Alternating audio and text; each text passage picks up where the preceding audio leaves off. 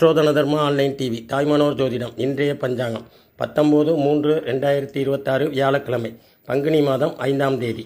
இன்றைய சிறப்பு வழிபாடு தட்சிணாமூர்த்தி. திதி இன்று காலை 7:29 வரை அமாவாசை, பின்பு பிரதமை. நட்சத்திரம் இன்று அதிகாலை 5:53 வரை பூரட்டாதி, பின்பு உத்திரட்டாதி. இன்றைய நல்ல நேரம் காலை 10:30 மணியிலிருந்து 11:30 மணி வரை.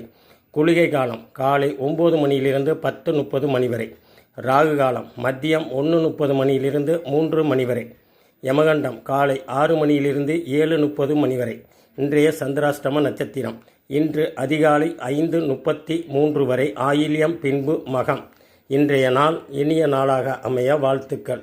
ஜோதிடம் பார்க்க கீழ்கண்ட வாட்ஸ்அப் நம்பரை தொடர்பு கொள்ளவும்.